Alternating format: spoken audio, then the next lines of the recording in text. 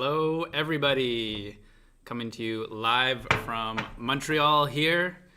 A little bit of a change here. We got Brandon. Hello. We got Terry. Myself, Garrett. I see some people in the chat here. Oh, people are already talking about the 40 ounce. We got lots of cool stuff lined up for you. We got some 40 ounce news. We got some beers coming. We're going to talk about the Elephant 13s as well. Says we got an excellent connection here. Okay, perfect. Who else is in the chat? Hello from Scotland. Hi from Seattle. It's the dawn of a new era. Yeah, it is the dawn of a new era. I will say I do feel a little bit under pressure. We've got some big shoes to fill here, but I am definitely excited about it. I can't say that I'm not excited. Bezat, I'm sure he's going to be tuning in the chat later. He said he would. There you go. Risa looks different. New haircut. Yeah, Risa looks different. Yeah. Bring on the jokes. Well, I'm sure you guys remember, but I mean, Bezat and I joked that we thought we could have Sandro, who kind of looks a little bit like Bezat because he has long hair and a ponytail, and then have Tammy both kind of like start the live stream and then just kind of say nothing and pretend that they're the same, but they're different. But anyways, they're not here. But we're here. We're going to take good care of you. We got lots to go through. Which one is Snowy? Well, we can bring in your cats. Yeah. We'll make another return view of Little Lychee and YG. We're trying to get him on the live stream again there, just to kind of give a little bit of a denim high five across the pond to Snow and Co. and just a little bit of a Couple of people talking about the elephant red cores. Yes. Yeah, we're going to get to that. But first, I think we should start off with a drink. Shall we crack open some beers? Yes. So we sell to a great store in Seattle called Blue Owl, run by a fantastic man named Jay, who we've been dealing with and doing business with amazingly for like 15 years, which is amazing. And he made a Japanese rice-style lager. So check out these beers, and he sent us some. He was nice enough to send us some. He actually sent us this to one of our friends in Vermont, who then brought over the border for us, because cannot ship the beer over the border from Seattle to here in Canada. But let's break a couple of these open. Here you go, Garrett. Also, I think we got to mention here that the jeans featured, we have, if you look closely here, you'll see that's a Naked and Famous Denim jean. Here's another Naked and Famous one. I can't see if I'm centered, but you're centered there. Oh, there yeah. you go. Oh yeah, that's cool. Some cool faded jeans on the package. Here's another one, an unbranded. When we did the unbranded 21 ounce red weft, beat up pretty nicely. Someone has been a painting. Yeah, people ask for that one a lot, actually. Yeah, maybe we got to bring back some more crazy unbranded stuff. And here's another. This looks like maybe an old, maybe like Elephant 4 or something. I can't really tell from just it has the picture. The selvage ID. Yeah, and pretty on cool. On the coin pocket. So I don't think it's an elephant then. Anyways, well, maybe because it's old. Okay. All right, well let's try it out. Open one up. It says wabi sabi on it, hopped with saz and wow, tetnang. Japanese style rice lager, 4.7% anniversary for the 15th anniversary of Blue Owl. So we've been dealing with them since from the show the pour. Show the pour on camera. Yeah, here's the pour. Oh wow, look at that! It's quite golden, very effervescent, but it looks weedy. All right, Terry, let me give you a... That's a pretty weedy color, definitely pale. Jay told me it tastes like Asahi, maybe. We'll find out. I don't know if that's a compliment or not. Blue Owl does rock. We love them. Hold on. Yeah. You tell me when you're ready. Yeah. It is quite clear, but it is golden. Hey Nick, nice to have met you too. Oh yeah, snack time up front. There will be more snacks, there's gonna be more snacks later as well. All right, hold on. There we go. All right. Cheers. Cheers. Kampai. That's right. And to you. That's right. Thanks everyone. Hello from Thailand. Hello. It's pretty nice. Is this the first time beers on the Naked Famous live stream, given Bezat doesn't drink? No, we've had beers before. Last time Bezat and Riza were here, we were drinking Pilsners, right? Yeah, we had some of the old style Pilsner, a real Dapener special around this part of the world.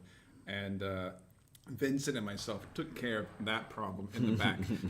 There's still some Pilsners in the fridge. I just looked at them when I was putting these beers in the fridge. We had to hide them. Yeah. Years ago, when Bezat and I were in Japan, we forced him to drink for the first time ever beer, but it was not alcohol-free beer, of course. So it was like an Asahi 0.0, and we had the camera up on his face real close, and he takes one sip and then he just goes, "Oh!" and his face was just totally melted and totally squished in. He's like, "Why would anyone drink this swill?"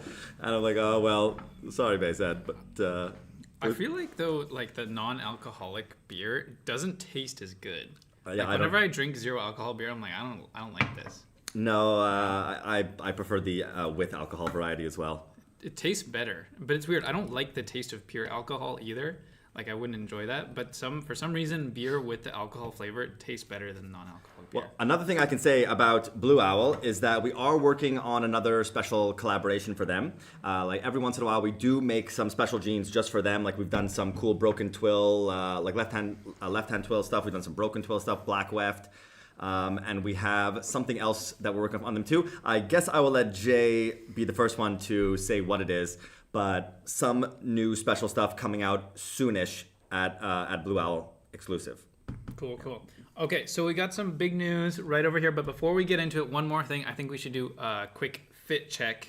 Oh. And I also want to know what you guys are wearing. So in the chat, write what you guys are wearing. I want to see what you guys have on today. I think Brandon should go first. All right. Take it away. Take it All right, away. I got the Yagasuri kimono on over here, and Naked and Famous white gauze shirt, which is new for this season. And this is from a few seasons ago. I got my white ecru big slub, 16-ounce big slub denim with the red selvage edge. I love these. I wear it quite a bit. And what shoes? What shoes are you wearing? These are Mihara Yasuhiro's. Yeah. I got them in Japan. Was I there? I feel like I was there. Yeah. No, we went at the maybe- store. Okay. Let's see. What are people wearing? So Elephant 12s, nice left-hand twill and a Carhartt t-shirt. Awesome. Recycled kimono weft. Yeah, Very I love cool. that. My underwear at the computer. All right. And the blue smoke stretch. Yeah, the blue smoke was super fun. Yeah. I shot the photos of the blue smoke right where you guys are watching from right now. I remember I got Brandon to go buy me dry ice. And Oh, yeah. That That was was really cool. fun to do the photos on that one. Definitely one of the cooler ones. Oh, Akuma Weird Guys. We have a pair right here on the table near us. Right there. Yeah. Okay, so I'm wearing Wonder Looper. Is this the double heavyweight tee? I think it's the double weight. I don't know. Bezat's probably in the chat. He'll correct me. But it's a super thick heavyweight t-shirt in heather gray. I'm wearing the left-hand twill strong guys. I just got them hemmed perfectly, and I'm really enjoying them. A lot of space, a lot of room in the pockets. Black thick belt. Yeah.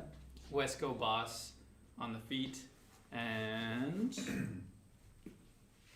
there's my Naked card and Famous. holder. Yeah, Naked and Famous Hand Denim. sewn card holder. Yes, there will be more news about the card holders coming up in the future. Probably not today, but maybe next episode. We got some big leather news. Terry, what All are right, you so wearing? show Yeah, off. hit You know it. me, I always start from bottom to top there. So I just got my Altama Maritime Assault boot shoes on here. Basically like the tactical Chuck Taylors. I kind of really like these. Nice and wide. I'm showing off here. I really like these. These are the Elephant 11S's in True Guy there. The last stretchy elephant. That's right. And I really like how well How they many stretch. washes? Just one. Oh. And Lord Almighty, did they need it? I had a point there. I was in Costco. I was wearing these jeans unwashed, going full like Swiss jean freak Rudy style, and then I had I could smell myself. I had a moment, so I had to wash these. We also saw Garrett and I saw a super fan in New York City wearing a pair of these as well, and that kind of inspired me to get back into my elephants. Got my Fox Fiber Wonder Looper t-shirt on. Thank you very much. Little North Star hat, and yeah, G-Shock. Nice. Beauty. Deal. There we go. Nice. I'm a big North Star fan too. Oh yeah, we'll get back there. We'll get back to North Star. Yeah, North Star. If you follow the Tatinoko Instagram, you can check out a reel there. We're there at North Star playing pinball with all the fans, and everyone there drinking beers with pickles in it, and Pickle beer. all the great pinball machines. Lots of fun, and we hope to do more events like that. So yeah, let us know if you're interested in doing more Montreal events, just like the New York events. Okay, I think I don't want to go too long because you have to leave in a bit. Yes, I that's think it's true. time to get into some of the meat and potatoes. What people really came for. People want to see the 40 ounce. Oh yeah, let's talk about the 40 ounce. What a crazy project. One of the reasons for my existence, basically. Like people ask like me sometimes, what is your favorite jean that you've ever done? This has to be it. Like people ask me sometimes like why the hell would you make 32 ounce jeans, or why the hell would you make the heaviest jeans in the world? And first of all, because we can, and because no one else can, and because we have to, because if we don't, then they just won't exist in the world, and I have to leave this behind. So without further ado, we'll show one completed jean that we've done. So we are working on it, and we'll have some jeans coming out soon. Some more of these units coming out soon. We're going to make a couple size runs of it. And so I guess without further ado, let's just show the damn thing. It's such a beast. But here it is, the first appearance of the 40 ounce jeans. I'm so excited for them. You can notice right away that super thick, wild, crazy patch. It's like having a steak on your jeans. It's kind of like double the 32 ounce jeans. Yeah. So here's the 32 ounce. Yeah. Which looks like mild in comparison. Turn it sideways. It's amazing that previously the 32 ounce jean was just like, people were just so mind blown by it, and rightfully so, they should. I mean, the jean can stand up on its own, but the 40 is 8 ounces heavier. If you think of the difference between 10 ounce denim and 18 ounce denim, it's a massive difference. Like 10 ounce is lightweight, and 18 ounce to a regular person is like, what the fuck is this? Why are you wearing this super heavy ridiculous thing? So 8 ounces is massive. So even just the difference from 32 to 40 is so damn crazy. Yeah. It is so difficult to make this. Show the patches. We've been working on this. Can you see? So it's basically double. We've been working on this since like 2018, I believe. It was just from the fabric part. It was so difficult to make.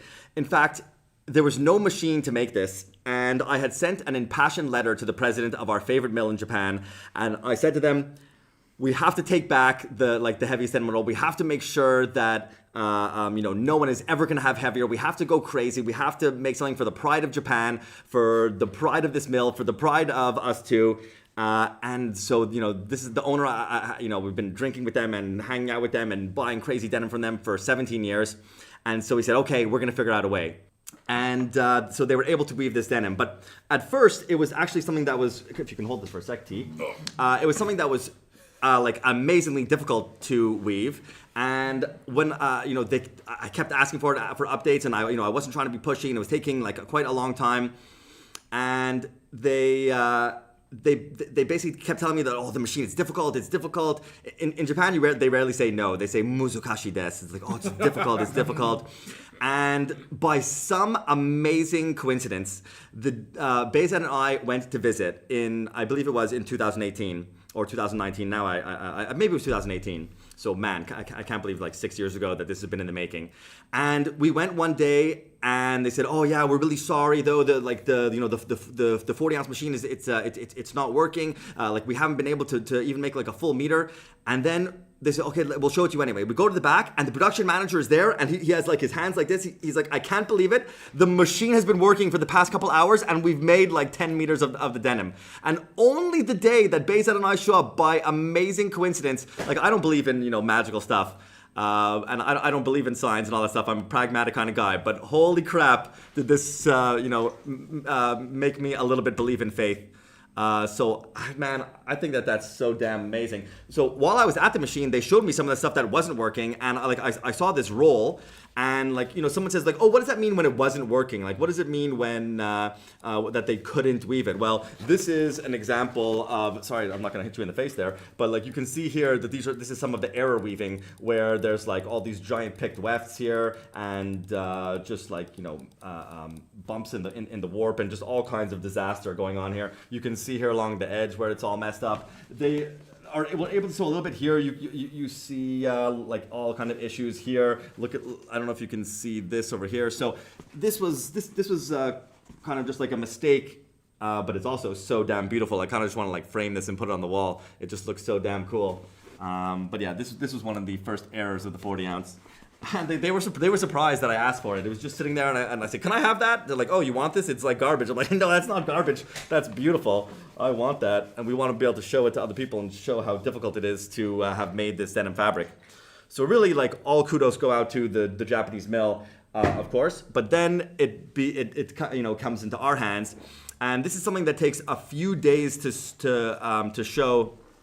A few days to sew just one pair.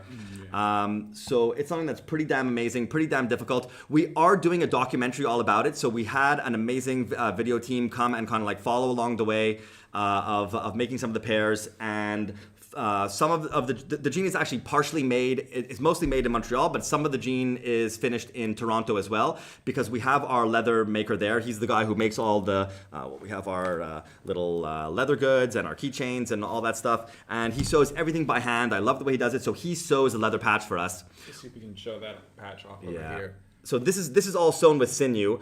There you go. Yeah, thanks, Terry. And the flasher is pretty damn amazing too.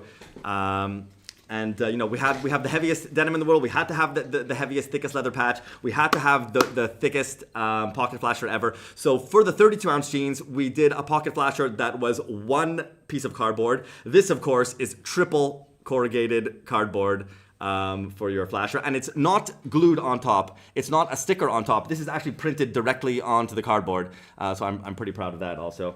So basically, the company that we order boxes from, this big box making company, printed those custom for us. I think that's pretty damn cool. Seems we're having a little bit of problem with the stream here. Buffering. We're buffering. So I gotta reduce things a little bit here. I do apologize, everyone. Let's just see here. Let me know in the chat if things are improving. Bruce here. buffering is good. Bruce. It seems like we recovered here a little bit. Let's just see. Everything looks to be okay. Let me know in the chat. Are we back? Stream is cutting in and out. Is it clicked in? Everything looks good on my end. On it, should we say, or what? Sure. Working on it. Working on it. We got a few bumps, a few difficulties, a few things here where next time we'll plug in the wire direct. we need to figure out. We need to get Ethernet here. Yeah. We can pull a wire next time. We just need to have a nice long Ethernet. Yeah. Get it plugged directly in. Do you want to show off a few of the details on this other than maybe the button, the top button, or the rivets? Yeah, there's a lot of cool details on this. So like Brandon said, like this jean, nothing, even though it looks like a normal jean, nothing about it is really normal. Everything had to be basically specially made or specially engineered. I mean, the texture is so damn amazing. So you can see here we have a natural vegetable tan label as well. So that's going to age really nicely with all your sweat and the oils and everything. Here you can see some of the sinew. It's a deer back tendon or leg tendon that we sew the little. Okay. Which means 0 kilobits a second is too slow. 0. Yes. Okay. Anyways, okay. So if we're back, let us know in the chat on mine. See, look, it just dropped right here for 1 second. Okay. Interesting. I have a little personal anecdote if I can just jump in right over here. Let's slide over so we get to. So, I've actually been on the factory floor and I've had the pleasure of seeing our team work on this jean. And there's one aspect of production that we have to do. It's a manual procedure. So normally when you make a jean, we kind of make them inside out and use a special machine to kind of like turn the pant leg inside out. So it looks like it's a normal jean. However, these jeans are so heavy, you can't do that. It has to be done by hand. And it got to be done by 2 really long and really strong hands.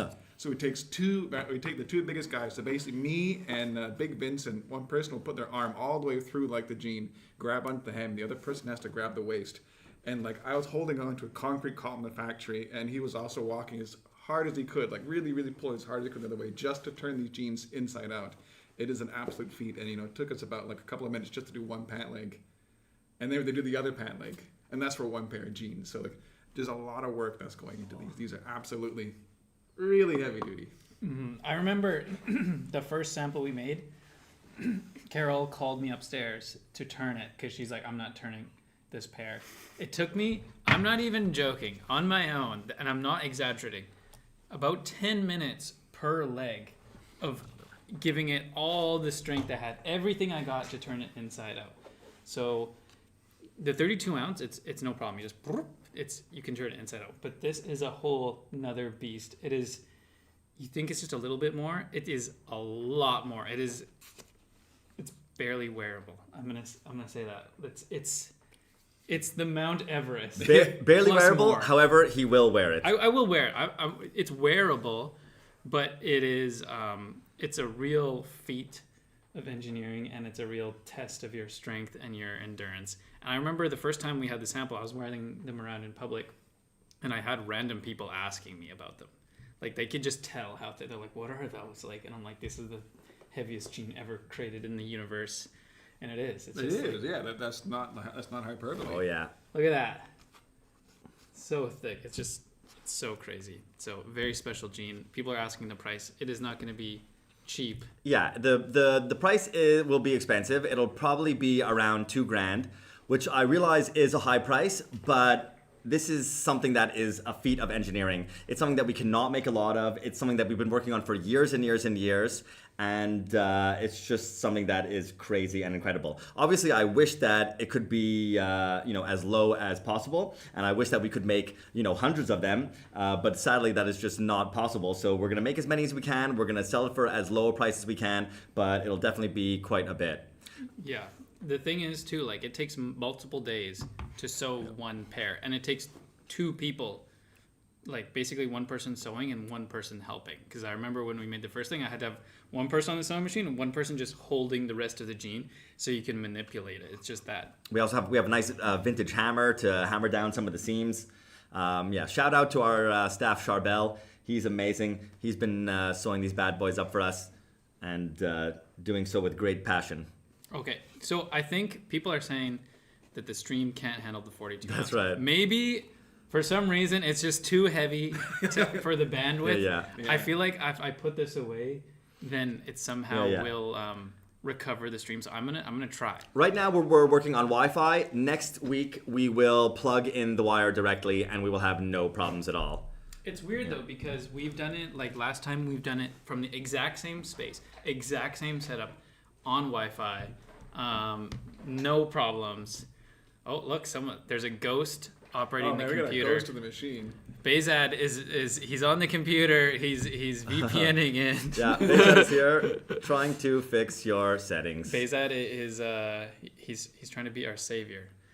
This is quite wild. It's like a ghost. Anyways, I want to talk about one thing while we have our settings repaired by the guru here. I have a special promotion going on just for you guys, just to celebrate kind of the new era of the live stream, a new format. Again, this is on the Thursday, so I want to thank everyone who tuned in on the Thursday, and just keep that in mind. Hopefully, more people are going to know about that new Thursday time slot, and we're going to keep it at 7 o'clock for a while. Maybe we'll change it in the future. Maybe a little bit earlier, perhaps.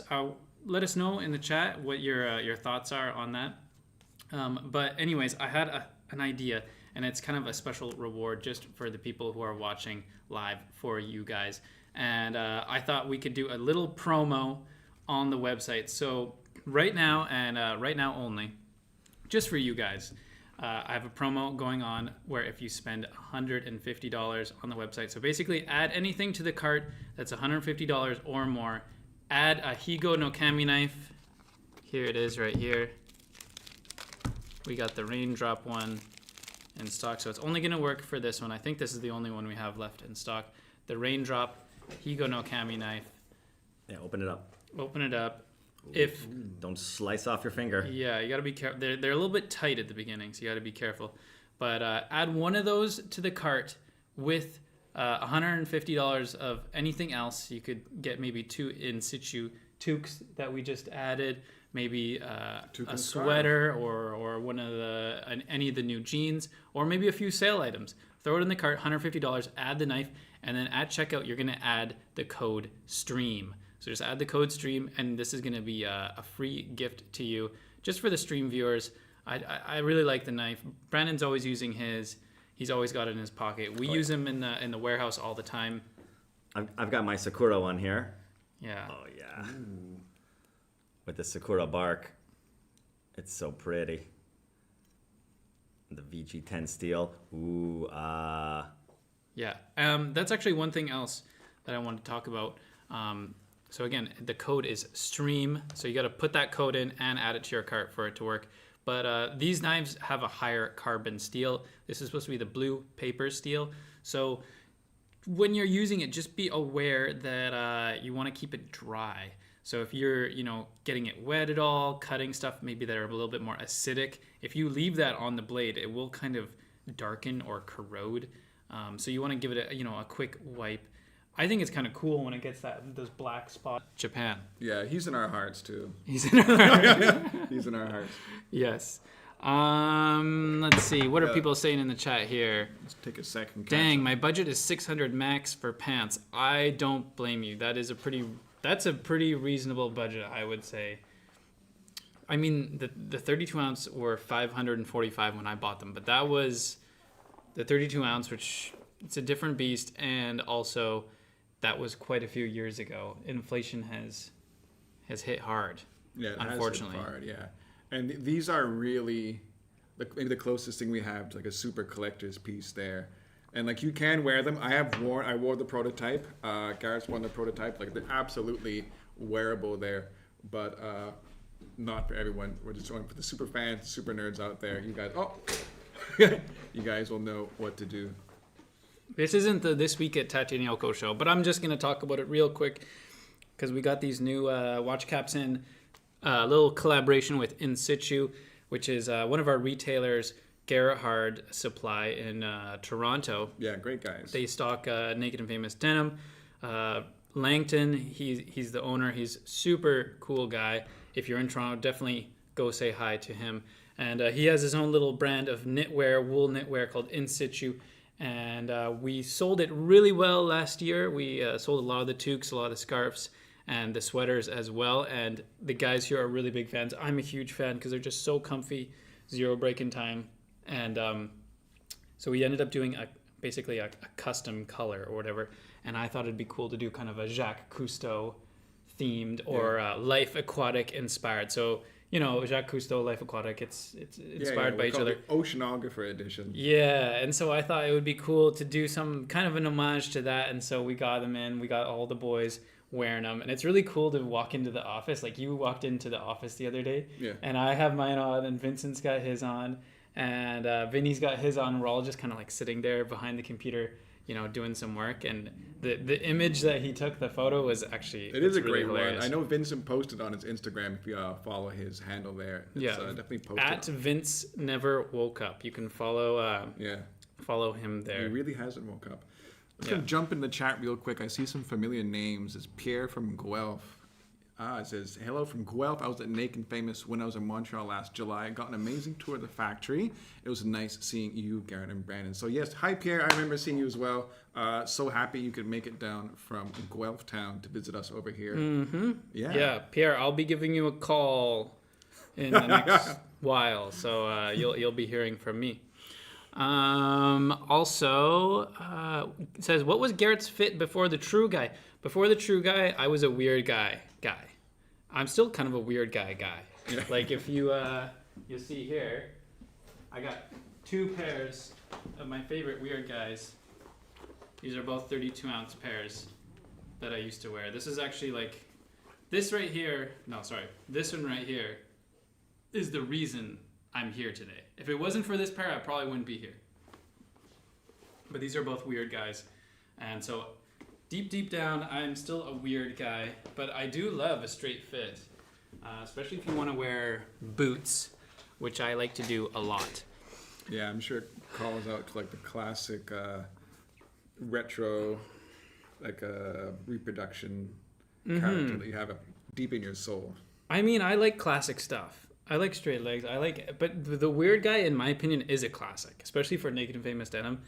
It is really the fit that I think defines the brand or like brought it to the forefront, and it's still our most popular fit, and I think it's just a legendary fit, you know. Someone would you say the 40 ounce is practical for any reason legitimately? It does cover the legs. Covers your legs. Provides warmth. Yes, you won't go to jail. Yeah. Warmth, decency. It's warm, but it's not like that warm. It's not like an insulating thing. No. You could maybe say like it would be good on motorcycles, but I feel like there's other materials like leather that would do a better job than that. So I would say no, it's not really practical for anything. It's more of a, you know, like we do it because we can, because we want to, and if you want to buy a pair, you get it because you want it. You know what it reminds me of? This is going to go a bit of a wild tangent, Terry story time over here. But the thickness of the 40 ounce reminds me back when I used to be a monkey wrangler. True story. True story. I am not lying. I used to be a monkey wrangler in a past life, and you had to wear a lot of protective equipment, obviously. And we had like this glove upon another glove, like a double layer of leather gloves that we used to kind of put in the monkey cages, and it would bite your hand, and then you know you got the monkey. Tell us how to subdue the monkey. Yeah. We never subdue the monkey. The monkey don't get subdued, but we kind of like hold on to the monkey. Tell me you told me the monkey strategy of how you. Oh yeah. So we were taught back in I'll just call it the monkey factory. Yeah, but if you look it up, it was not a monkey factory. They didn't actually make monkeys, but we did things there. So back in the monkey factory, the monkeys aren't always very cooperative. There's a little bit of a communication barrier between like us and them. But sometimes you just kind of need them to get out of the cage, chill out, so you can give them a little treat or maybe an injection in our case. So I was taught to basically I would open the cage just a little crack. I put my double glove, like thick leather glove with another leather like a applique armor on top of it, which reminded me of the 40 ounce. That kind of like that it bends, but just a little bit. Poke that through to open the cage. The monkey would then bite your protected arm, but you wouldn't feel too much. And then when he bit your arm, you know you had him, so you kind of like grab under his shoulder. His little legs would wrap around your forearm. You pull him out, and then like now you have a monkey holding on to your palm with his jaw and like your forearm with his legs. And then the trick after that is you grab his other shoulder, so now you have like two things, and then you put him towards the ground. And as soon as you bring the monkey towards the ground, he instinctively puts out his little feet. Then you can adjust your grip, and then you gotta hang him like a T, and then he's like, it's game over. He knows it. He gives up. So you have the arms and the legs. Yeah. His legs are around your arm. Mm-hmm. It's kind of hard to grab that other arm. That's why you kind of put him towards the ground, and that's when he tries to stand up, tries to sit up instinctively, and then you grab the other arm, and then you kind of have him hanging like this, and then kind of chills out, and then you relax, and you kind of hold him, you can feed him little strawberries, and look at his little monkey fingers. Oh, really? They like full on relax and stuff? Oh, yeah. Eventually they'll chill out, when it's not fight or flight. Interesting. That's really cool. They have fingerprints just like us. You really notice that when you're kind of like this close to a little monkey. Wow. That is kind of crazy, actually. Yeah, so that's my monkey story. I did spend a while working at the monkey factory. Fixed Spiral says, did the 40 ounce soften much? Yeah, it does soften, but it is still what it is. That's the thing, is like it's like a rug. It's like a carpet thickness. So yeah, it does soften as you wear it. I soaked mine, so that does soften it up a bit as well. But it's never going to be soft. It's still so heavy. It's so thick. Like, the thing that was crazy about it then when I was wearing it is the combs. Basically, you get like kind of like one comb. Like normally you get like like a little honeycomb section, but on my pair it was just like basically one big crease. Someone's phone calling us right now. Yeah, sorry, we're closed. Yeah, sorry. If you would put a comment down in the chat, we maybe can answer you.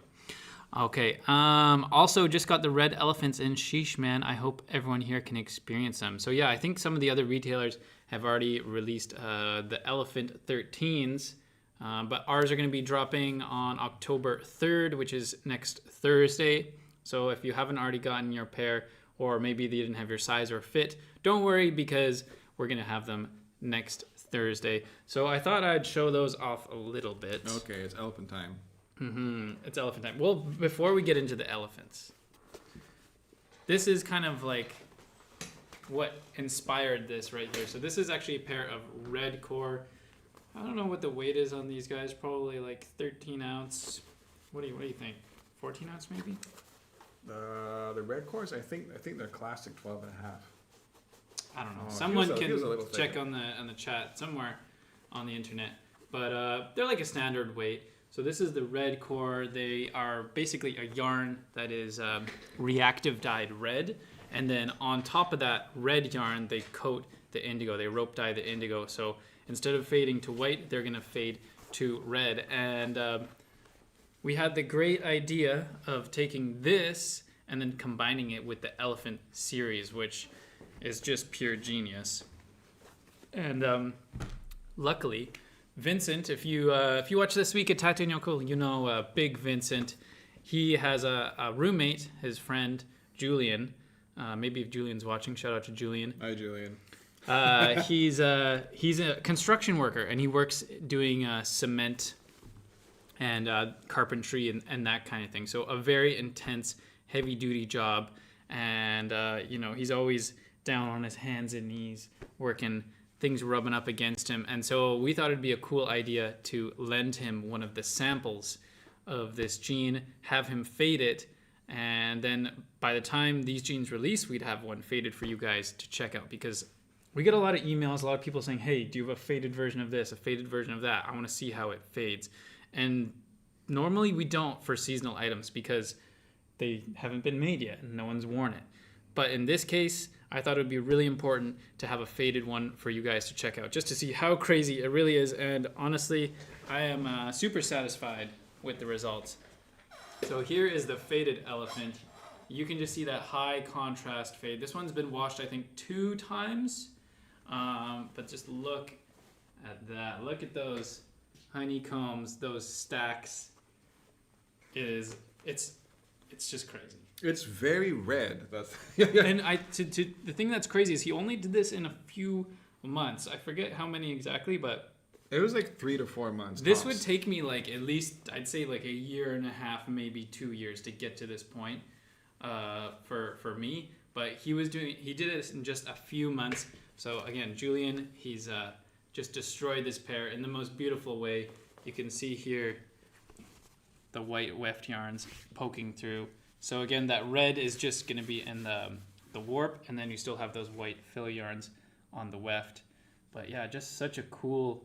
You can even see it fading a little bit on the inside there. But just such an amazing pair. Let me grab a new pair so we can do a little side by side.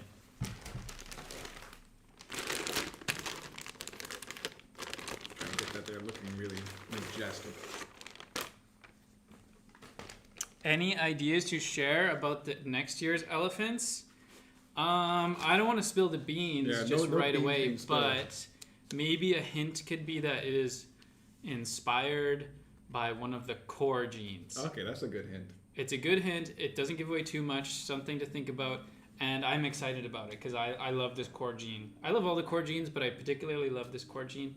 And the next elephant after this one is going to be another great one. But I mean, all the elephants are great in my opinion. I have the Elephant 5.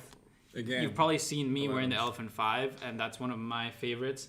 I still wear it like to this day, although they're pretty close to being retired. So here's a brand new one. There you go. And there's the after. Stunning transformation. kind of dramatic. You'd never know. Because this one just looks like a regular indigo jean. You'd never know. It's actually funny because I remember someone told me a story where like they met somebody on the street and they're like, hey, nice red core jeans. And the guy's like, huh, what? Oh yeah, thanks. Yeah, I don't know. They just like turned red for some reason. Like somebody bought him a pair of red cores but didn't know, and then he was wearing them and they just started fading to red, but he had no idea what he had. Anyways. Maybe you just assumed it was something in the water. Yeah, there was actually another similar situation. I was in Montreal in Mile End one time, and I saw a guy walking down the street.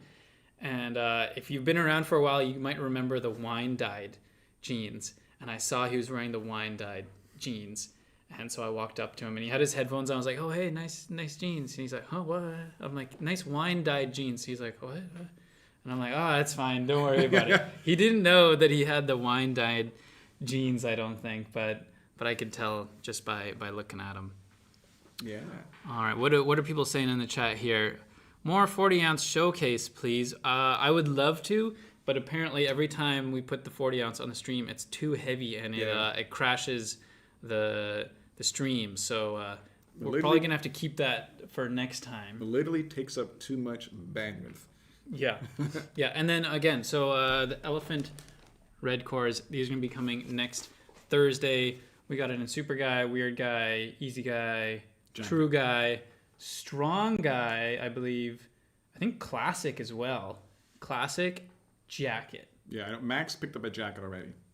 Yeah. Yeah. It's actually crazy that this is coming in the classic fit because this is probably the most niche women's jean created ever. I would say that. Like, no one else in the world is making a heavyweight women's jean that fades to red. Yeah, no. It's literally the most niche women's jean ever, which I think is super cool. Shout out to the denim ladies, the denim gals who are in the chat. That one's for you. We're thinking about you. We want to make sure that you have the opportunity to have this super crazy, super heavyweight, fading I'm monster. trying to imagine like my wife wearing a pair of these. 'Cause she has a lot of our jeans. For obvious reasons, she's got quite a collection. She particularly likes the overalls. She has like pretty much, I think, one of every single overall we've released. But just the mental image of like, just the mental image of her wearing these like heavy red core jeans, walking around there trying to get some like thick heavy fades, really really pleased me. I think quite funny. It tickles my pickle. I would be quite amused. So yeah, I absolutely know what it's like there. I know a lot of guys out there trying to get their the partners out into the denim game, and hey, there's a lot of people, a lot of partners who want to join, their significant other who's also like has this really cool passion. They want to share it there. Yeah, you could fade together. Yeah, fade together. So there are some times that like my wife and I do kind of like match wearing like the company product there, and that's always a little bit of a fun. Couples that fade together stay together. Yeah, we both got the Wonder Loopers. We both got. She's got the Fox Fiber though. I never got that. The Fox Fiber, yeah, what? Oh, the jeans? Yeah, the original Fox Fiber. Oh, well, don't worry. We got more Fox Fibers more Fox coming. Fiber coming. Yeah, well, we just had the Fox Fibers come out. Those were like a big success. Unfortunately, the Strong Guys sold out in my size already, which I kind of wish I wanted a pair. But I was away. I was on holiday when they released, so they went hot. I didn't end up getting to have any. But that's okay. We got some more Fox Fiber in the pipeline coming for you. I'm really excited. Every Fox Fiber thing is great. Yeah, they're great. Huge Fox Fiber fan. I'm just dying for excuse to head on down to the farm and go check out, maybe high five Sally Fox, shake her hand, go check out some cotton. That'd be really cool. Actually, we've been to the mills. You've seen the factory. I would love to really see where it all begins in the dirt. Yeah, if you want us to go see Sally Fox at her farm and film a mini documentary for you guys, please send emails to Brandon at nakedandfamousdenim.com. Yeah. Get him to thumbs up and expense our trip to the farms down south. Tell him that you want to see how the Fox Fiber is grown. Terry and Garrett go on an adventure down to the farm, and we go from farm to legs. Yeah, absolutely. I got a lot of respect for our farmers. A really, really special family friend, and she is a farmer. She's also doing just like Sally Fox, organic, the hard way. She's got a lot of different crops there, so going like multi-crop is way harder than having 500 acres of soybeans.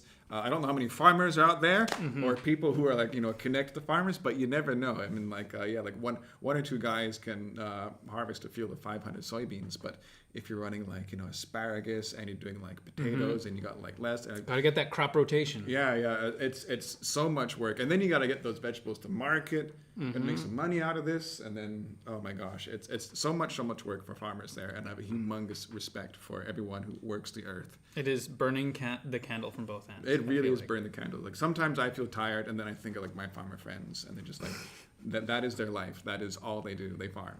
Yeah, so just in case anyone's tuning in now, yes, I am drinking the Blue Owl beer. It's got some Naked and Famous Denim on it, as well as some unbranded brand.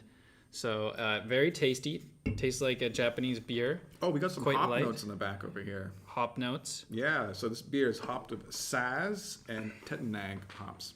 Yeah, so it says it does taste like a Japanese-style rice lager. Lord knows I've had plenty of that.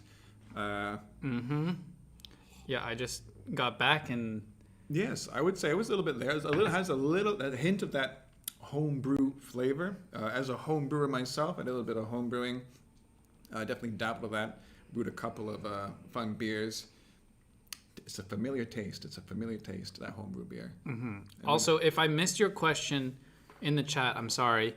Ask it again, and I'll try to answer it. There's just a lot of people in the chat here, and it's sometimes hard to read it all. Yeah, when will we see more chinos? Writes Steve McDowell. I said, watch this space. Watch this space. Oh yeah, chinos are on the way. Yeah, watch this space. Yeah, not yet, but soon. Yeah, it's coming. We're thinking about you guys. We're trying to make everything happen. Your wildest dreams will come true, guaranteed. Here at Naked Famous Denim. Okay, what else? I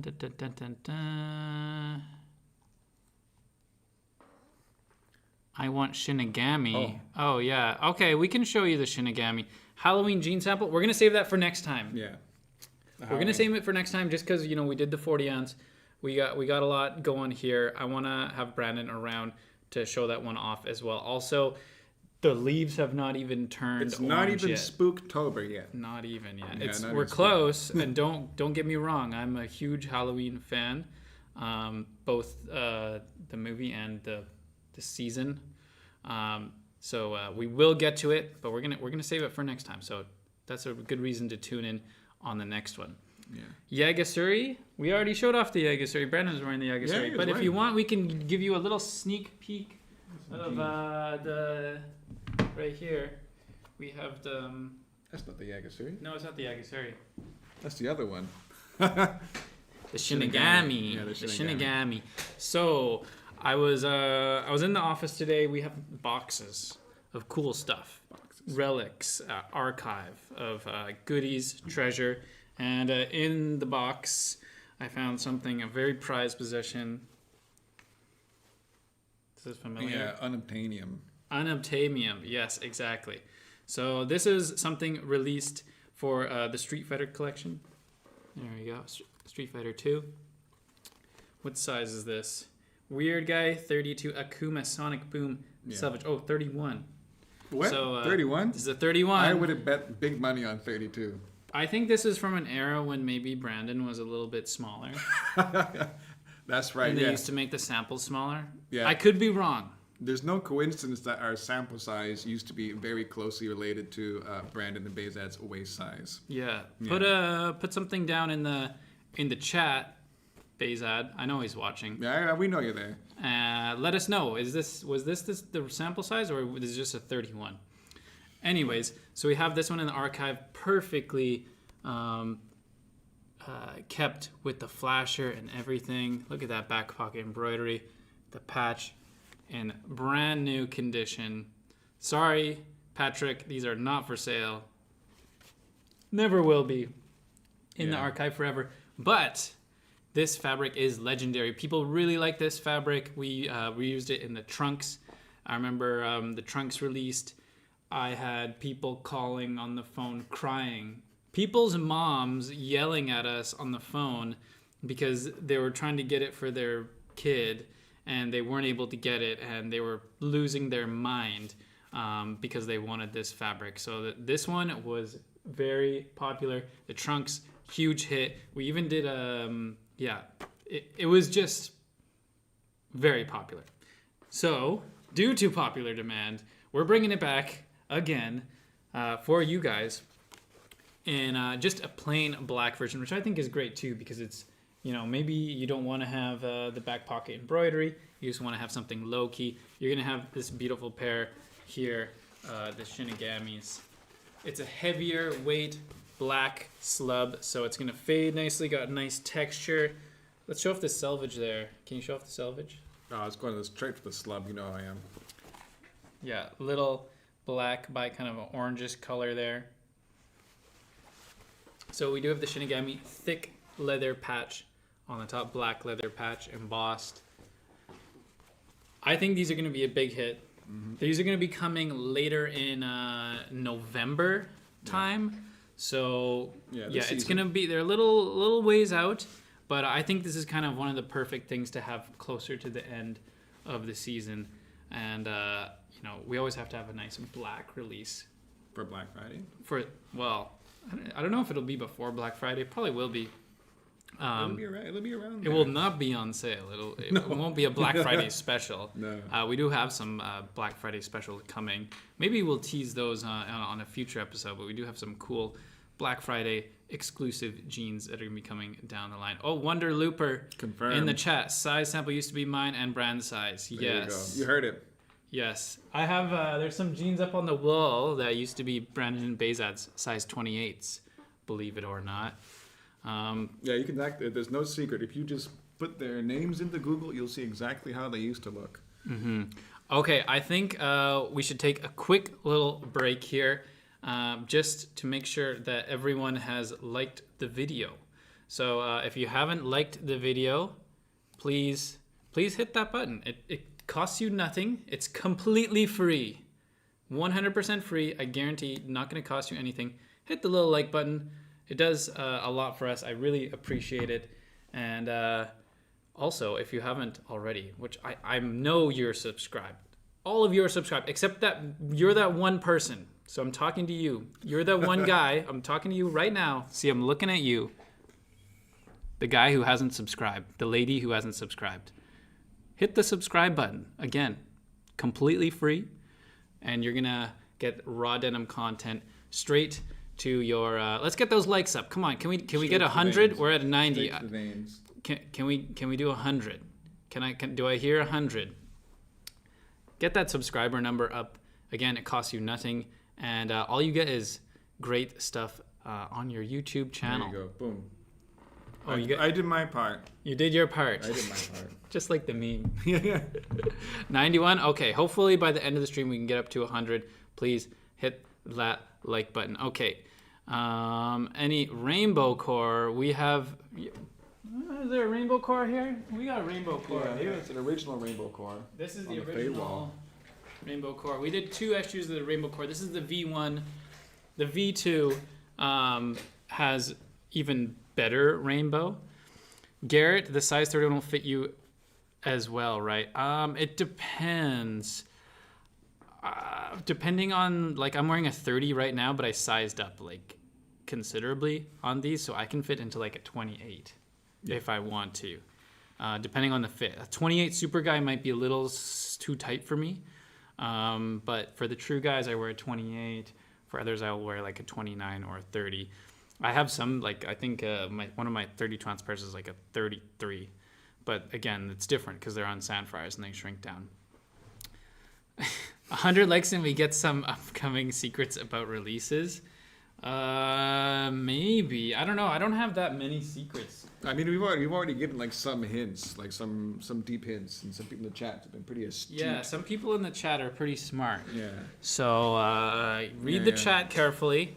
Yeah, we're gonna be subtle on that one there. It's gonna go back to there. Yeah. Hey, Patrick. Patrick Sanchez is in the chat. Ah, my man. Nice to see Patrick. He comes out and visits us every once in a while. And, I always invite all of you guys to come to Tate and Yoko. Come on down. We did an episode of This Week at Tate and Yoko 2 weeks ago where Brandon gave a nice tour of the store.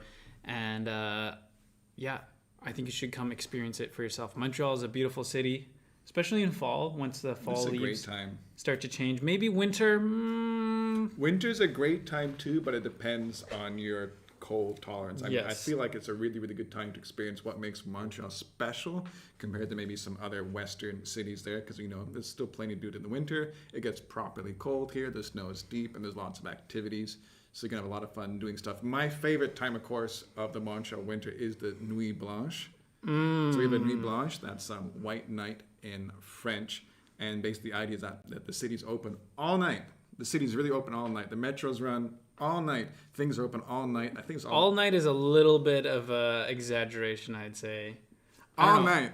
I had an experience on Nuit Blanche. I don't want to be a downer, but all I can say is I was a little bit disappointed. It was a bad year. It was COVID. People wearing masks and stuff like that. It was I rough. have warm, fuzzy memories, and I really like it just because the whole city is this one giant party in the downtown core. Know what? Now that you mention it, when I was in Taiwan, Terry used to live in Taiwan, if you don't know. I did. So Taiwan number one, yeah. Always. It's true. I was in Taiwan, and we were in the metro, and I saw an ad for Nuit Blanche in Taiwan. It'd be great. Believe it or not. It's a thing. Yeah, it's just the energy that I have. I just remember walking around. There were big shows and movies. So you'd be like in Place des Arts, and there's like a big concert going on, and then you walk around the corner, and there's a National Film Board, and they have like the theaters open. You just walk in, you can go see some movies, then you walk out, and there's going to be like a nice little vernissage over there. Some guy's giving like a like a lovely tour of special paintings, and this is at like 10, 11 p.m. And there's people skating around the giant skating maze, and there's like on the background all you hear is like thumping bass from like the dance, and like you're really kind of feeling it. And then jump on metros, they're free, they're running all night, so it's a huge, the energy is really, really good, unless it rains, and that sucks. Unless it rains, which has happened. It didn't rain when I was out, but it was cold. Yeah. I don't know. I feel like I just had bad luck because it was like bad luck after bad luck after bad luck. So maybe this year will be the year that I try it again. But back to what we were saying, come visit Tate Nyoko if you're in Montreal. It's a great city, lots of great food. I can give you food recommendations. And I'm a little bit of a... Garrett's a relatively new arrival to our city, but he's really like kind of dug deep into the food scene. I'm born and bred in Montreal, and Garrett's only been here for a couple of years, but he's been to a lot more fancy restaurants than I have. Life's too short. Life's too short. I'm not a food snob. Like, I'm not someone who's like, I only eat fine dining, because trust me, I love cheap food. I love hole in the wall food places. Yeah. That's kind of my vibe. I really don't like to spend a lot on food. Yeah, you'll happily have the macaroni and spam soup. Yeah, I'm really I love low end food, but I also understand that sometimes you gotta splurge every once in a while. You gotta try stuff. So sometimes, once a year or whatever, you go to that fancy restaurant and you experience something you haven't experienced before. Because here, they're like one of my favorite restaurants here. We have a friend, Julian. He might be watching. What's the favorite restaurant? It's called Joe Beef. Joe it's Beef. very famous. Yeah. Anthony Bourdain used to be buddies with the owner. Yeah, rest in peace. And yeah, it's one of my favorite restaurants. Go there at least once or twice a year. It's not cheap, but it's an experience that you will remember, especially if you're from out of town. You got to go check it out. So that's Is my there little a plug. regular item on the menu that you got to get, or? The thing is, they're always changing the menu. It's Okay. one of those places where it's kind of like seasonal. So usually when I go, again, top tip, if you're going to go to Joe Beef, ask for Julian to wait your table. Okay. Julian is a fan of the brand. He's a friend of mine and Brandon's and Vincent's. I'll probably be seeing him on Saturday, actually. And Okay. yeah, we're going for drinks on Saturday. Oh my gosh. But anyways, if you're in town and you're going to Joe Beef, ask for Julian. He is great. And usually when I go, I just tell him, like, he's like, oh, what do you want? I'm like, just whatever. Just bring me stuff. Give me the Joe Beef experience. Yeah, indulge me. And he'll be bringing all types of oysters and what are those? Snails, escargot, and horse meat, and chicken hearts, and all types of crazy stuff. Like you eat some things you maybe haven't before, and that's what I really like, because it's super tasty, it's super rich, but it's like nerdy food cuisine stuff. And I think if you're into raw denim, you're into the nerdy aspects, the details, you'll really appreciate the nuance and all the cool stuff that they put into it. What jeans did you wear? What jeans did I wear? Will you wear like your 32 ounce? Will you wear like really beat up jeans to a fancy restaurant? That's a question. That's the cool thing too. This restaurant is not a snobby restaurant where you have to wear a tuxedo or anything. Like, you can just dress normally and go there. And the vibe is very, I wouldn't say super casual, but the interior is kind of more rustic. It's kind of got like a cabin vibe, like a cottage theme to it, which I really do like as well. I like their theming so much. This is hilarious. I bought the same cutlery that they use. So like, did you buy it from them, or they just No. I went to like the restaurant supply store Let's see if I can bring it up here. Let's see.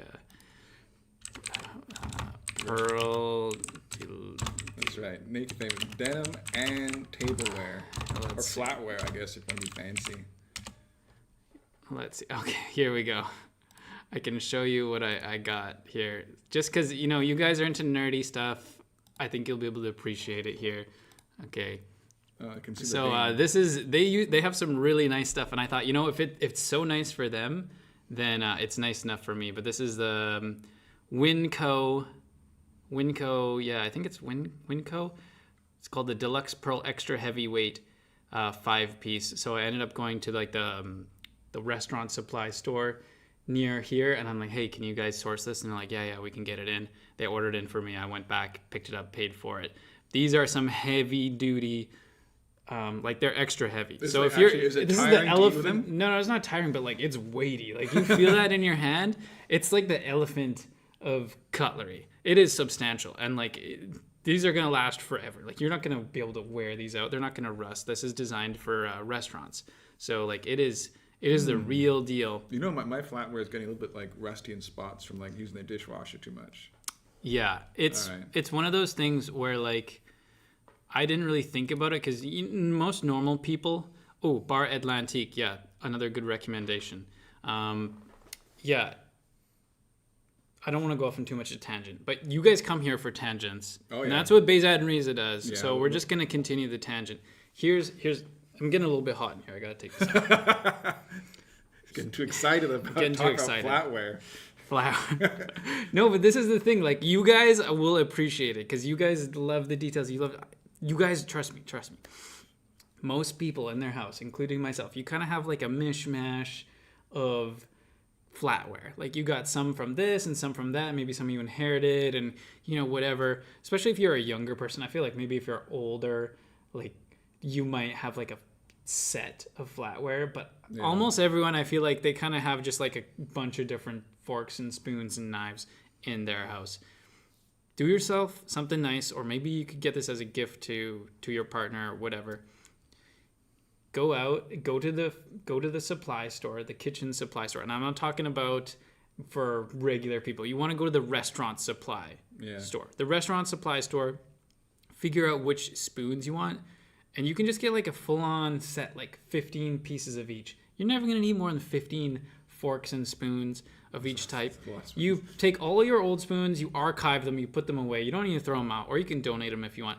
And then you just have these like really nice restaurant quality, heavyweight forks and knives and spoons. You get the dinner spoon, you get the teaspoon, the knife, the salad fork, the dinner fork. You can get them all. And it's not that expensive. Like I think I spent 160 Canadian dollars. That's not too bad. And it was like a dozen of each, and it's like the 5 different main cutlery. The 5-pack. More tangents, more gimmicks. Yes, we're gonna give you all the tangents, all the gimmicks. Oh man, like I can really go off. Yeah. So don't worry. Terry and I will keep the tangents and the gimmicks coming. I'll talk about anything on there. I'm just going to do one more topical question over here. John Chan writes, is Montreal store, aka Tata and Yoko, is it close to any metro or subway stations?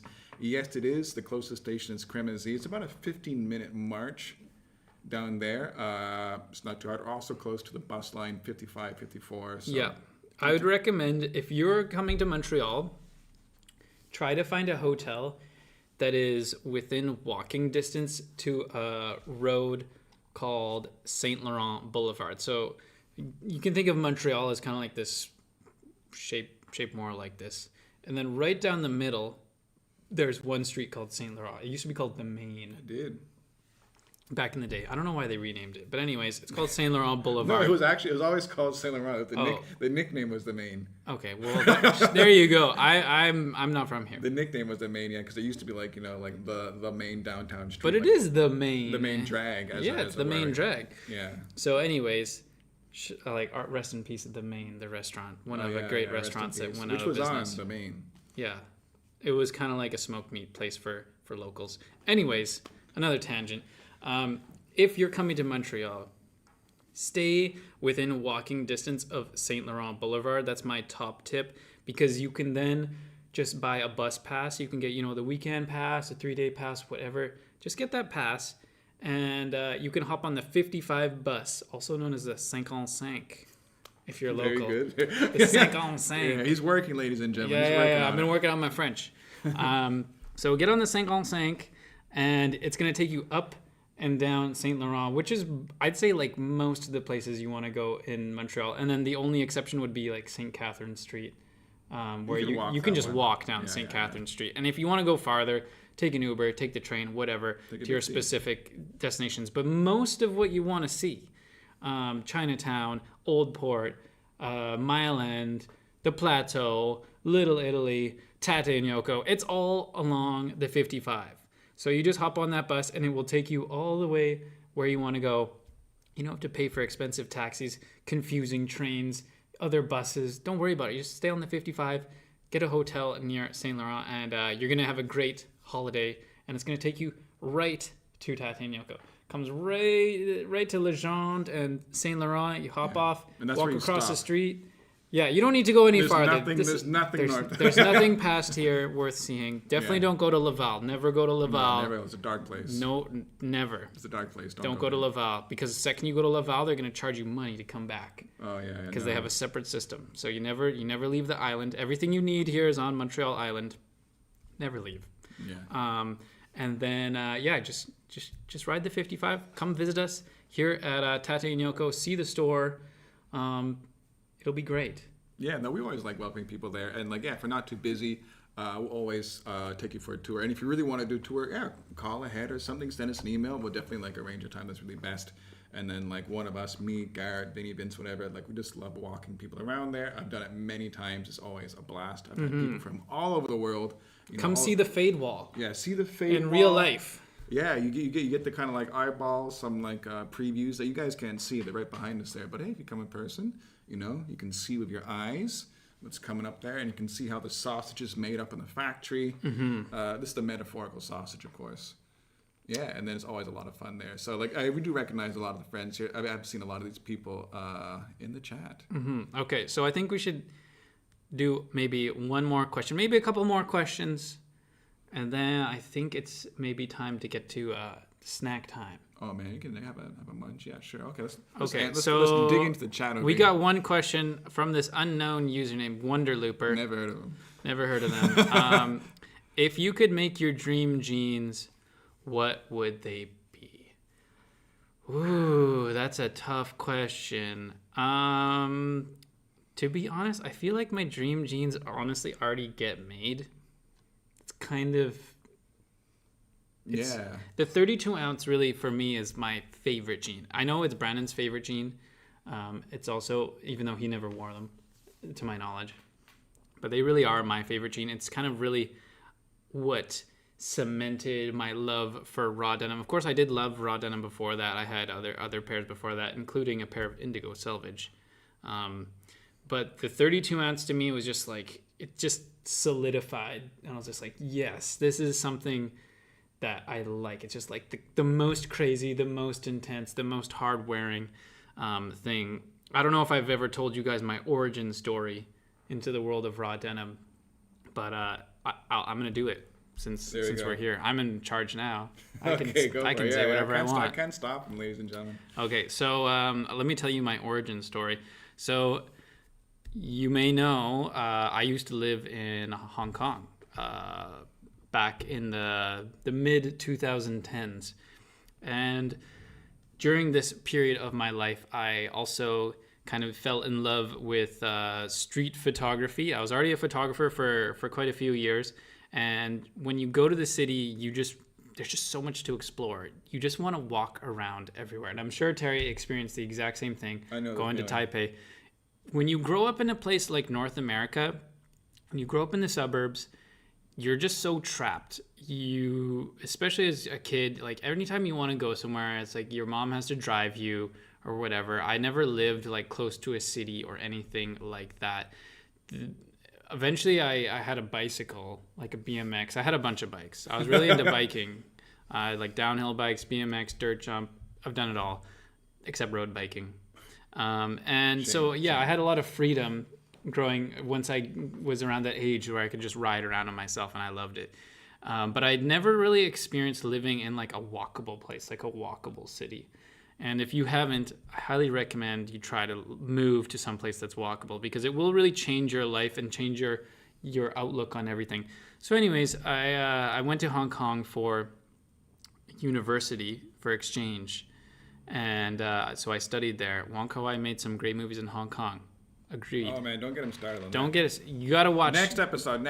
You gotta watch Fallen Angels. You gotta watch Chungking Express, and you gotta watch In the Mood for Love. Okay, those 3 movies, you watch them. Okay, Wong Kar-wai. He's a crazy director. Legendary. Okay, so anyways, back to the story. I was in Hong Kong. I was doing a lot of street photography. I was walking around. You stay up till like 2 a.m. in the morning, just like walking around the streets, going everywhere, going places that like the locals never go. Like I'd talk to my friends that were local, and I'd be like, oh yeah, I checked out this place, and they're like, what are you talking about? Like, why would you go there? No one ever goes there. But it was just cool because you could just walk everywhere. You don't have to get in a car. You just start at point A and just say, okay, I want to walk to point B. And you just start walking. And you just kind of find your way wandering through the streets. You'd find all these cool shops, all these restaurants and parks and all crazy stuff. Like sometimes I just go into these industrial factory buildings and start wandering up, and I'd find like fur factories and stuff. And I just like kind of wander in and be like, oh, hey, what's up? And like ask them about their products. It's a really cool thing. If you can afford to, live in Hong Kong for a while, or Taiwan or Japan or whatever, Singapore, it's so cool because you just walk around. You just explore. And there's tons of cool stuff to look at. It's not like here where you walk outside. Well, here, Montreal's pretty walkable. But there are other cities like, Vancouver, Toronto, where it's like you walk outside and you're like, before you know it, you're on the side of the freeway. And there's semi-trucks rushing past you. And you're like fearing for your life. I'm looking at you, Mississauga. And there's nothing to do. You're like, and then 8 o'clock comes, everything's closed. Whereas like in Hong Kong, it's just everything's open late night. It's safe. You don't have to worry about someone trying to like rob you or whatever. You can just go around and take pictures. It's great. Okay, anyways. So back to my origin story. I was doing a lot of walking. And if you guys know, a lot of walking, a lot of bike riding, a lot of those kinds of things, puts a little bit of stress, especially on the crotch area of your jeans. Because of that, I was getting a lot of blowouts. My jeans at the time, I was just wearing generic brand jeans. I had a friend who worked at a jean store, and she got me discounts. So I was buying from her. The jeans were lasting me 3 months before they were just falling apart, like huge blowouts. And it wasn't worth fixing them because the price was just so low. But again, the quality was just not. It was a big brand. I guarantee you've heard of it. But the quality was just not there. And because of that, I thought, you know what, there's got to be something better, And I'm sure a lot of you went on the same path. You find that something is just inadequate, and you're like, okay, I need to find the better option. So you start doing research, and because of that, I found out about raw denim. I found out about a website. It used to be called RAR Denim back in the day. It's now called Heddles. So that's what it was. And I found that website, and through that, I just started reading all the articles, soaking up as much information as I could. I found all the little raw denim shops in Hong Kong. I'd go visit them, look at all the jeans.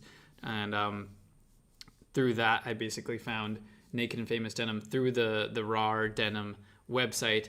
And then I saw that they had the 32 ounce. And at the time, I had a 21 ounce. I think I had the Elephant 5, and I was just like, this is it. Like, this is the grail. Like, I need this pair. And then luckily, they ended up doing a reissue, a second batch. So I was like so excited for that. I remember like emailing them and stuff and making sure they were doing it. And then on the day that they came out, I bought that first pair. That's this pair right here, which it's got about 1,000 wears on it. The crotch, no crotch is gonna last forever. Not even these ones. Especially on these, when you wear them as much as you do, and you don't wash them as much as I did, which is these are 0 washes, worn in Hong Kong, the hot, humid weather of Hong Kong, where it's 36 degrees and 90% humidity. Don't ask how I did it. I don't even know. Because I was just Mind back over there and matter. it was brutal, just even wearing regular jeans. But anyways, so I broke these in over there in Hong Kong. Favorite denim shop in Hong Kong? I don't even know. The Take 5 is pretty good, but they only do like repro brands pretty much. The thing is, in Hong Kong, that's the only one that I know that like still exists, because in Hong Kong the problem is the rent's so high that a lot of shops just come and go constantly. It's really hard to survive as a shop in Hong Kong, especially as like a small independent retailer. So there's also another cool shop called Alternative Country. If you're in no, it's not called Alternative. That's a brand they stock. It's called Luddite in Causeway Bay. Luddite. Yeah, it's called Luddite. Okay. That's an And interesting choice of name. yeah, it's a cool little like kind of like denim shop. They don't stock a whole lot of denim. It's more just like workwear stuff, motorcycle things. But it's in Causeway Bay, and they got good prices, cool stuff, friendly staff. But the hardcore shop there is called Take 5. But anyways, yeah, that's more or less my origin story. I feel like Yeah. I just wanted to find something that was better quality, and through that I ended up buying the heaviest weight, craziest jean I could, and then it kind of became part of my personality, and then it got me my job working here. Yeah, Essentially. the Wizard of 32 ounce. Yes. So you start off with 32 ounce. Yeah, it was quite a good journey. I will say. Well, the jeans have definitely had their own journeys. Yeah, it had a big impact on my life, I can say that. So Terry, now you have to answer the question: if you could create any jeans, I think, what would they be? Yeah, so I've been thinking about this a little bit there, and I'm pretty sure I've narrowed down the answer. I would either go for a fox fiber elephant, just because like I'm all about the fox fiber, and I do like the elephants there, but one that probably would feature it inside and out, so warp and weft. So it'd be like a big dollar. Would it be indigo dyed on the like fox fiber, but indigo dyed on the warp, and then fox fiber weft, just like undyed? I would maybe I might go for like almost a color core thing. So maybe I might tell the mill, like the dyeing house, to maybe do a couple less passes for the indigo there, so I might retain a little bit of that brown core for the It'll still be brown though. Yeah. So maybe not yet. Maybe because it'll be a natural fade to brown. Yeah, natural so yeah, fade to brown. I would have it dyed on both there. So that'd be kind of cool. Although dyeing fox fiber does feel a little bit against what it's before. So I'm not too sure. It would either be that, or I really like the Emperor slubs. I kind of miss that. So in my mind, like I think the 20 ounce weight is like almost perfect, and I really like the blue by black fades. I'm just going to show off the camera here because I really like how these ones are coming over here. Just like this type of fading here. I really, really like it. This is the Grandrel. I'm going to show off my leg here. This is the Grandrel one, so it's a little bit white and black. I think like the black really makes fades pop, and the kind of like the vertical slubbiness of it. So something along those lines. Yeah. Adam Brown says rents high in Hong Kong. Thanks, Obama. yeah, that was definitely him. That was his fault. Yeah, the rents are high, but the taxes are lower. Yeah. So I don't know. I wouldn't say it balances out. Like, especially because you pay a lot for a little. Like the spaces are quite small. Yeah, well, high rent is just it's a global thing now. There's no more like safe havens for like cheap houses. Even like in Canada, like the Maritimes and the prairies and stuff like that. Like, I there's think no there more. are cheap places. They're just cheaper. maybe not in Canada. Canada, we got a real problem on our hands. I don't want to go too off the end, Yeah. but here, like Hong Kong is probably the worst, if not one of the worst places. But still, it's a cool experience. If you don't want to go live there, at least go travel and check it out. Go visit Tokyo. Go see Beizet and Riza while you're there. Yeah, high five them. Go to Taipei. Go to Taiwan. Absolutely go to Taipei. Do a little circuit. Singapore too. Go to Singapore and eat at the hawker centers. Yeah. That's what I'd recommend you do. Or the botanical garden. When I was in Singapore, I was by myself just doing a lot of walking, like what Garrett said, and I had a long day ahead of me. So I spent like pretty much the entire day in the botanical gardens, and they are humongous. just like the spider there. I walked through a giant spider web, like one of those giant spiders. I felt something on my head, and I looked up, and I just see like a giant spider like blocking the entire trail. Like I kind of walked to the bottom of this web, like yeah. I have no troubles with spiders, by the way, but sometimes there's a time and a place. You want to do things like on your terms. There is, yeah. That's one thing too. Like if you're in Asia and you're walking around, especially like I find on islands, anywhere that's like remote. What happens is there's trails, right? Like you're walking through the trail and it's kind of like cut, right? And maybe it comes over a little bit on the top. But I guess this is kind of like the perfect area for bugs to fly through. So spiders are like, well, there's a nice natural gap that's a few feet wide, like maybe a meter wide. This is a great place for me to make a spider web. Yeah. So these big spiders, now I'm not talking like this big. I mean, the leg span is about this big. I'm really not exaggerating. Like the spider itself, the body is probably about the size of my pinky, and then the legs come out off of that. Very large spiders. I don't know if they're poisonous or not. I can't say. I'm not a spider expert.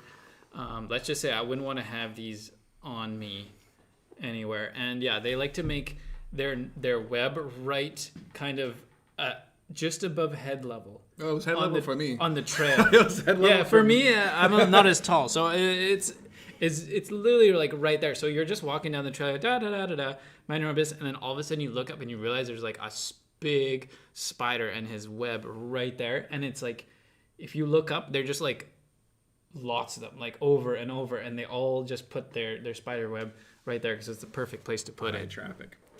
Yeah, and again, I'm not afraid really of spiders. I'm pretty bug friendly. I'm pretty good. There's not too much that kind of gets me down. No real phobias, aside from probably getting my blood taken. I will pass out. I will faint. I will faint like a child. Mm-hmm. Yeah. So everyone's got something there. Yeah.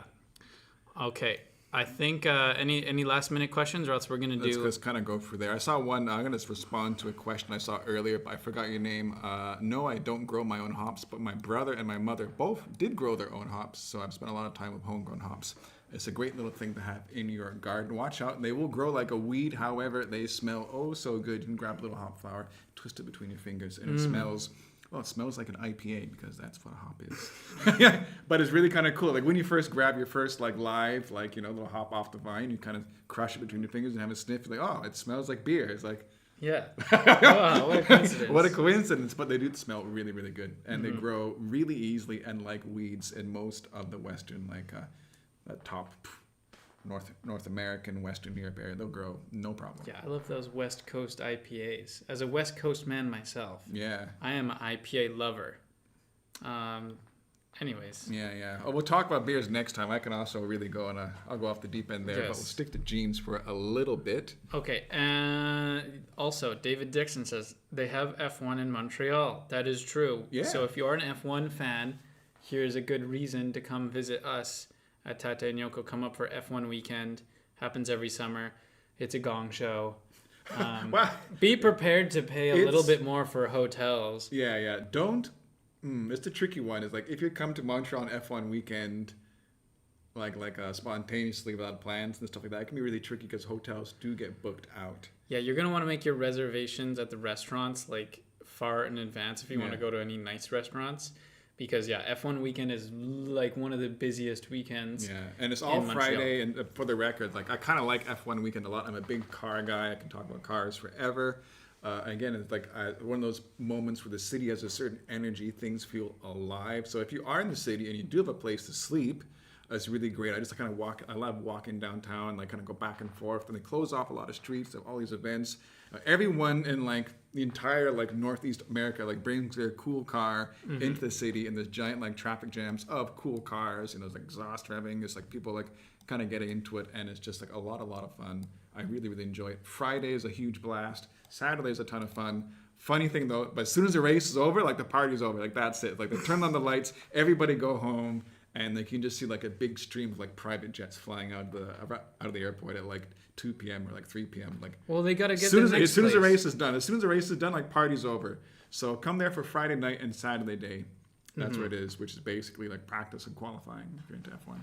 Yes. definitely come for the party and stay for the jeans when you come to Tateinoko. Should have got the TRX. Ah, man. Well, the TRX is too big. What's the TRX? The TRX is a Ram 1500. Dodge. It's we a are Dodge. no Mopar people around here. I had the Gladiator before, so that was right. It's too much. true. The TRX, and I do love V8s. I will have a V8 before I die. Mark my words. But you better hurry up. Honestly, the Ranger Raptor is a super good daily driver. I think the TRX is starting to get it's too wide for car wash. It's too wide for a lot of stuff. And it's basically my wife's truck, and she will daily drive it into the city, the underground parking. She can street park it, but it's still and it's still just an acquired. You just gotta get used to it. It's a little wide, but I love it. I'll talk about that one later. Yes. Okay. I think it is time. You know what time it is? Snack time. Snack time. Oh man, snack time. Favorite part of the show. Do we need to crack open another beer? We got a little bit. Do you want some more before we? I might have some Guru because I have to. You get to walk home. I get to walk home. I have to drive home. Okay, I'm gonna pour myself a little bit more of this raw denim beer. If you're just tuning in, sent to us by the great folks at Blue Owl. Go visit them. They got a great website with great products. Yeah. Including Naked Famous Denim and the Unbranded brand. The good people at Blue Owl. Yeah. Beer brought to you by them. Brought to me. I'm drinking Guru, the unofficial drink of the warehouse over here. This is actually a Canadian energy drink there. So it's not a Monster, not a Red Bull. A lot of Guru drunk around here. Gets people going. I'm a Red Bull guy, but I'll have a Guru. Yeah, I like what Red Bull does with motorsports, but sometimes you got to support the local team. Okay, so this might not. I apologize to the Canadian viewers because it's about to get not as exciting as it normally is. But if you're an American or probably anywhere else in the world, this is going to be something foreign to you. You may know the brand. Here we go. We got Ruffles. But have you ever had All Dressed? And also, All Dressed here, we have funny laws in Canada. And one of those laws is that things have to be labeled in French and English. It's a bilingual country. Yeah, but anyways, I thought it was funny because it says All Dressed. And I thought, as I was in the store, I was looking for one that said Tout Garné. Because to me in French, All Dressed is Tout Garné, right? Oh yeah, some strong Guru. Sorry. We got the little burn. Yeah. But it says here, I can't even read it. Seasoned. Yeah, seasoned. The translation, it may have been translated in a different part of Canada. Oh. So even over here in Montreal, you can sometimes get away with saying all dressed when you speak in French, but you got to drop the D. All dressed? So you got to say, I should prendre deux steamy all dress. Oh. Yeah. But Tout Garné is kind of Tout Garné is easy to remember. Tout Garné is kind of taken over. When I was younger, more people would say all dress, but... Really? Yeah. But Tout Garné is French, right? Yeah, Tout Garné is the official French version. So there's been some changes over there, and there's been a bit more Francisation. Anyways, I like saying Tout Garné. So when you come to Montreal, you go get your steamy and your poutine. Just say Tout Garné. Yeah, Tout Garné. Tout Garné. All the garnish. Yeah. So anyways, Ruffles here. All Dressed. This is a flavor that is apparently a Canada-only thing. And polarizing, I'll tell you that. Really? I didn't even know because, I just grew up with this type of thing. I just assumed everyone had it. But I recently found out you Americans have been deprived of this wonderful flavor. Yeah. It is what it says here. All Dressed is kind of like they took all the flavors and put it in one. It wasn't until today that I even really thought more about this. And that is... I started looking at it more carefully. It says here we got a vinegar, onion, a red pepper.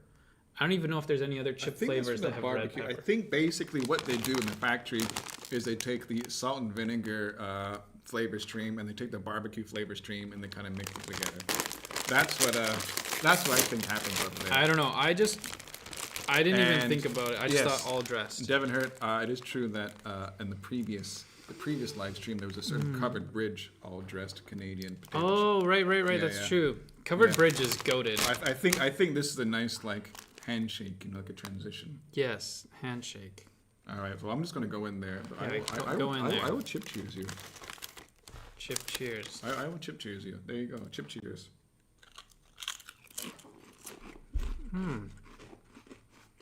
Classic. What can I say? Ruffles all dressed. You definitely can really taste the vinegar. Like but it's not so intense. Like I love salt and vinegar, don't get me wrong, but I'm very specific about when I buy them because by the time I'm finished eating them, my mouth is destroyed. Yeah, so it's almost never for me. Salt and vinegar. Yeah, because like I have to kind of plan what I'm gonna do after the salt and vinegar chips because it literally irritates my tongue and gums so much that it's just like raw feeling. I had too much as a child, and now I got like put off salt and vinegar. Oh, really? And they would also get like all dressed because I think that was like the one flavor that Costco had back in the day. So I got kind of put off the all dressed, but it's a very familiar flavor. I love the texture of Ruffles chips. I think they're one of my favorite out there. This basically starts off with like a little vinegar hit, and then kind of get like a little bit of a barbecue-ish. A light barbecue. Yeah, like a middle, like a very gentle barbecue, not like a deep barbecue, very gentle barbecue middle, and then the finish again is vinegary. But it's good. Highly recommended. If you come to Canada, you gotta try 2 chip flavors: ketchup chips and the all dressed. Yeah, the And then bring some home for your friends. Yeah, and I like that. I think that's like great. I think in terms of like when you go overseas, you go traveling there, like the best type of souvenir or little present to bring people is often small little snacks that you can share. Definitely people over in the East have it figured out. They got like the souvenirs and the snacks all the way down to like a fine art, especially, you know, if you're into the omiyage business over there in Japan. They got like, they're like designed to be like gifted and re-gifted and separated, and it's just expensive enough and just fancy enough, you know, they know that you care without breaking the bank, you know, without being unaffordable. So I think that's what, you know, it's a great souvenir for when you're traveling. If you're going anywhere in the world, I would love to go to like Germany, or it's Oktoberfest. So I got Germany on the mind. It's like Oktoberfest. I'm thinking like German snacks and stuff. They must have some sort of cool like currywurst flavored potato chip over there, like some other like, you know, deep European flavors that are like foreign to me. I was just telling Terry before the stream, I flew back from Hong Kong, so I was just there visiting with Lufthansa. I flew through fancy. Frankfurt. So fancy. And on the flight from Frankfurt to Montreal, the food options, one of the food options was their Oktoberfest inspired menu. And on it was like the sausages and the red cabbage and the mashed potatoes and gravy. Yeah. And I got it. Honestly, I think it's probably the most tasty airplane food I've had in my entire life. Cathay Pacific is very good. I love Cathay Pacific because they always give you little Haagen-Dazs. So like no matter what else they give you, you're like, I got the Haagen-Dazs, and that's great. But Lufthansa with their Oktoberfest. If you can fly with Lufthansa in the next like little while, highly recommended. It was very tasty. Did they offer you the 1 liter Stein, the giant glass? No. But you know what else is great? And again, this is like crazy tangent, but you guys should know. Lufthansa, they are not stingy at all with their drinks.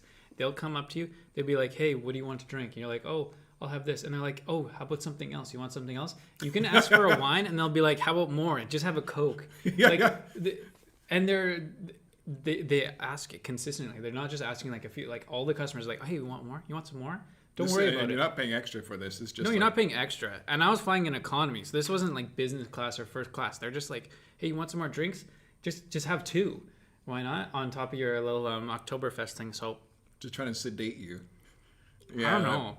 Like I would say I've only flown with them once now, but it was a good experience.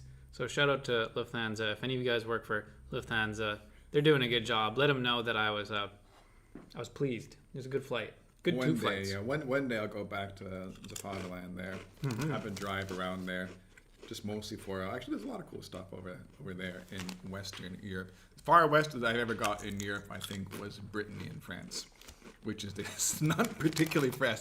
It's the far east. The most east I've ever got in Europe was Brittany and France, and that's basically the west coast of France. So that's not saying an awful lot. Okay. Yeah. So I think before we sign off, I just want to say one more time, we got that special promo on the website. It's not running for too long. I forget how long I said it for. Maybe a day or so.